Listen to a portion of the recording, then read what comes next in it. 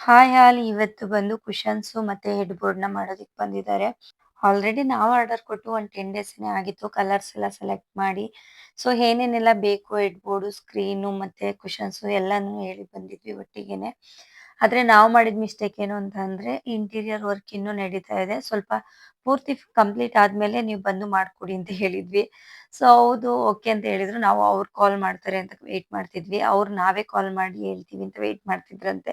ನಾವು ಕೂಡ ಈ ವರ್ಕ್ ಕಡೆ ಬ್ಯುಸಿ ಇದ್ದಿದ್ರಿಂದ ಕಾಲ್ ಮಾಡೋದಿಕ್ ಆಗಿರ್ಲಿಲ್ಲ. ಇನ್ನೂ ಬಂದಿಲ್ವಲ್ಲ ಏನಕ್ಕೆ ಅಂತ ಕೇಳೋದಿಕ್ಕೆ ಅಂದ್ಬಿಟ್ಟು ನಿನ್ನೆ ಕಾಲ್ ಮಾಡಿದಾಗ, ಸೊ ನೀವೇ ಕಾಲ್ ಮಾಡ್ತೀರಾ ಅಂತ ವೇಟ್ ಮಾಡ್ತಿದ್ವಿ ಸರ್ ಇವತ್ತು ಕಳಿಸ್ತೀವಿ ಅಂತ ಹೇಳ್ಬಿಟ್ಟು ಇವತ್ತು ಕಳಿಸಿದ್ದಾರೆ.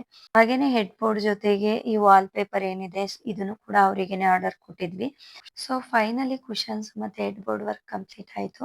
ಹಾಗೇನೆ ಹೊಸ ಫ್ರಿಡ್ಜ್ ಬಂದು 2 ಡೇಸ್ ಆಗಿತ್ತು. ಅದ್ರ ಇನ್ಸ್ಟಾಲೇಷನ್‌ಗೆ ಬಂದಿರ್ಲಿಲ್ಲ. ಹಾಗಾಗಿ ಇವತ್ತು ಅದಕ್ಕೂ ಕೂಡ ಬಂದಿದ್ದಾರೆ. ಸೊ ಇದಿಷ್ಟು ಇವತ್ತಿನ ವ್ಲಾಗ್. Thank you all.